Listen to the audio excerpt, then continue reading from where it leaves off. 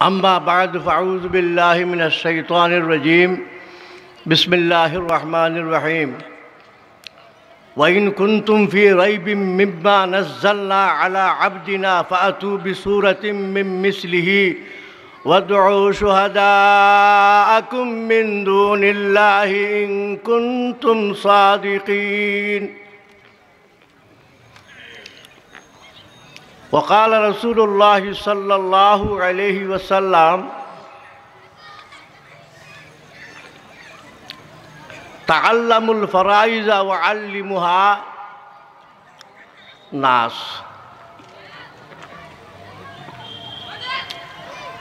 أما بعد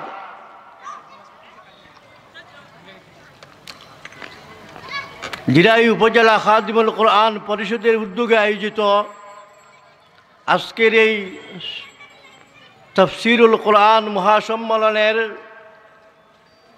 সম্মানিত সভাপতি সাহেব, উপস্থিত উলামায়ে কেরাম, মুরব্বিয়ানে আযম, যুবক ভাইসকল, পর্দার আড়ালে আমার সম্মানিতা মার বোনেরা, আল্লাহ পাক রব্বুল আলামিনের শুকরিয়া। মহান রব্বুল আলামিন আমরারে এমন একটা মাহফিল আসার সুযোগ করিয়া দিয়েছেন, যেই মাহফিলের নাম হইল তাফসীরুল কোরআন মাহফিল। আর এটা সাধারণ কথা নয়। তাফসীরে কোরআন, কোরআনের ব্যাখ্যা বিশ্লেষণ করা, এটা বহুত বড় একটা কাম, এটা সাধারণ জিনিস নয়। যে সে এই তাফসীর আরম্ভ করে দিলা, যে ইচ্ছা যেটা ইচ্ছা মনে হয় ওইটি হন ধরলায়, ইটার নাম তো তফসির নাই। তফসির করা বড় কঠিন ব্যাপার, বড়ই কঠিন। সুতরাং আমরার সামনে মুফাসসিরিনে কেরাম হলে ওয়াজ ফরমাইতেছেন এবং তফসির করতেছেন এবং করবা, আমরা শুনতাম, শুনিয়া আমরা উপকৃত হইতাম। যে সকল ভাইয়েরা আমরা এই তফসির সম্মেলন করিয়া আমরা উপকৃত করার সুযোগ করিয়া দিছে, এই সমস্ত ভাই সকল, অর্থাৎ গোটা তাফসীরুল কোরআন মাহফিল যারা আয়োজন করছেন, যে সংগঠন আছে, এই সংগঠনের সকল ভাই সকলকে আমরা আন্তরিকভাবে মোবারকবাদ এবং ধন্যবাদ জানাই।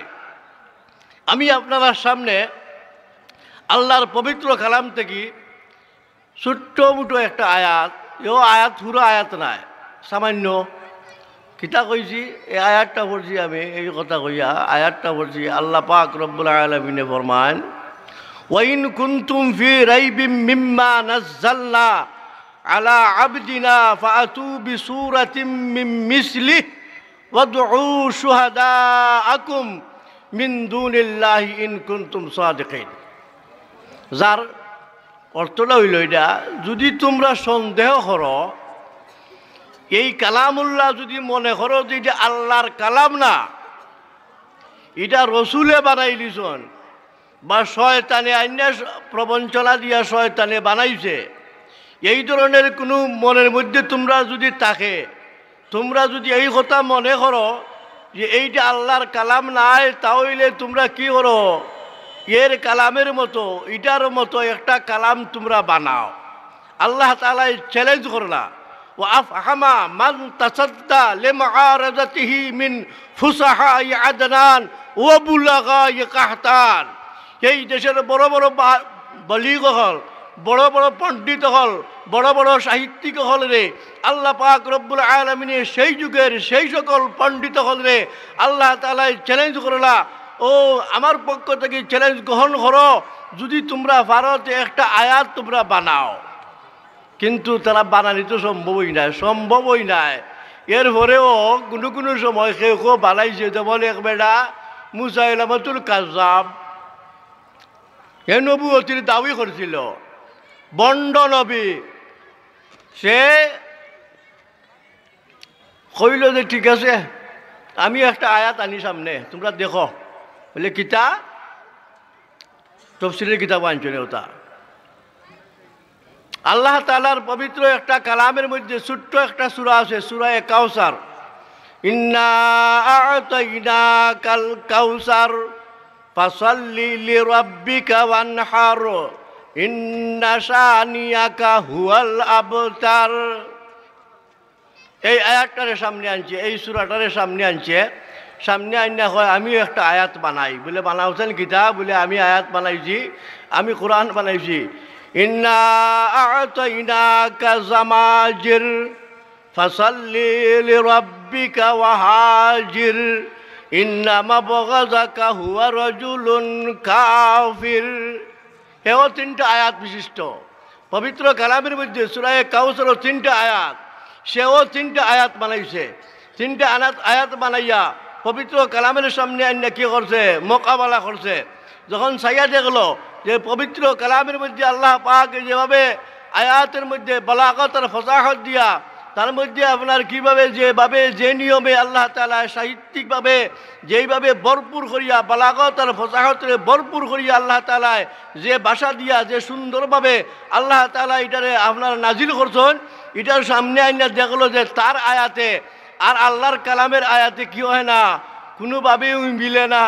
তখন হে কইতে কইতে শেষ পর্যন্ত এই কথা কইছে যে এইটা লাইসা হাযা কালামুল বাশার, এটা মানুষের কথা নয়, এটা আল্লাহর পক্ষ থেকে, এটা এমন এক সৃষ্টিকর্তার পক্ষ থেকে আইছে, যিনি এই কালামরে বানাইছেন, উনি ছাড়া আর কেউ এই কালাম বানাইতে পারত না। আর বর্তমানেও কিছু বন্ড বার হইছে, বন্ডরা কিতা করে? আল্লাহ কুরআন মজিদের লগে মিলে আয়াত মিলাইলে, আয়াত আইনা বানাইলে, হেরে দিয়ে হারাই দেয়। আয়াত ভরতেছে আর হেরে দিয়ে আইনা বানাইলে আপনার কিতা কয়ে সালে বুঝই যায় না। আয়াতরে এমলাখান যে কইয়া কিতা কইয়া আপনার কিতা কইলা বানাইলে আয়াত, এটা কইলে কুরআন মজিদের আয়াত। আসলে ইয়ে হইল বন্ড, ইয়ে হইল কিতা আপনার মানুষের ধোঁকা দিতেছে। বড় আলিম ঠিক হয়, কিন্তু বড় আলিম যখন ভাও আলি যায় কি, তখন আর আলিম থাকে না, তখন আর গীতা থাকে না। সে আর ইমান তার থাকি অন্তর থাকি আপনার কেউ যায় দূরে যায় কি, যদিও সে আলিম বড় হয়, কিন্তু কোরআনের প্রতি তখন সে কোরআন বানাইয়া একটা আয়াত বানাইলা নিজের পক্ষ থেকে বানাইয়া কয় কোরআন মজিদ। আর আসল হইতে হে গীতা করছে আপনার মখতরক, এটা হইল হে বানানু, তার পক্ষ থেকে সে বানাইছে। সুতরাং কেউ যদি কোরআনের মতো একটা আয়াতও বানায়, বানাইছো আর বানায়ও, তা হইল বাংলাদেশ ও পৃথিবীতে কোটি কোটি কোটি কোটি হাফিজে কোরআন আছে। এই হাফিজে কোরআনের সামনে ওইটা ধরা পড়বো যে এটা আল্লাহর কালাম নিলে কালাম নয়। যেহেতু আল্লাহ পাক রব্বুল আলামিনে ফরমান নাহনু নাযালনা যিকরা ওয়া ইন্না লাহু লাহাফিজুন, আমি আল্লাহ কি করছি? কোরআনটা নাজিল করছি, আর কোরআনের হেফাজতের দায়িত্ব, কোরআনের মাহফুজ রাখার জন্য, কোরআনটা আপনার কি করার জন্য আমি দায়িত্ব নিলাম।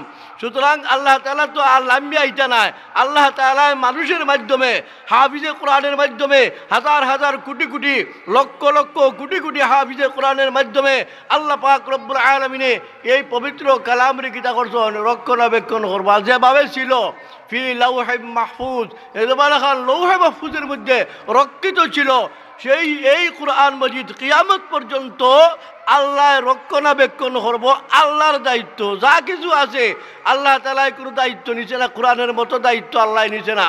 ইসলামরে আল্লাহ তাআলা এই কোরআনটা আল্লাহ তাআলা দায়িত্ব নিছে, দায়িত্ব নিয়ে বলতেছে নাহনু নাযালনা যিকরা ওয়া ইন্না লাহু লাহাফিজুন। এই দুনিয়ার মানুষেরা জানিয়ে রাখো, আমি এই পবিত্র কালাম আমি আল্লাহ রব্বুল আলামিনে আমার পক্ষ থেকে আমি নাজিল করছি, মুহাম্মদের কাছে দিছি। সুতরাং আমি এটা রক্ষণাবেক্ষণ করবো, তোমরা চিন্তা করন লাগতো না আমি কিভাবে রক্ষণাবেক্ষণ করবো, এটা আমি জানি, তোমরা উপরে ন্যস্ত করলাম না। যার কারণে তাওরাত, জবুর, ইনজিল আল্লাহ পাক রব্বুল আলামিনের পক্ষ থেকে নাজিলকৃত ওর বাদেও আল্লাহ তাআলা পবিত্র কালামের যে বলাখান রক্ষণাবেক্ষণের দায়িত্ব নিছে, জবুর আল্লাহ তাআলা নিছে না, ইনজিলেরটা নিছে না, তাওরাত নিছে না। যার কারণে তাওরাতে তারা কিতা করছে? বিভিন্ন ধরনের হাররাফুত তাওরাত আন তানজিলিহা, হাররাফুত তাওরাত আন তানজিলিহা গায়্যারু মিনহা হুরুফান ওয়া জুমাল। আল্লাহ পাক রব্বুল আলামিনে আমরা তৌহিদ আযান হয়ে গেছে কি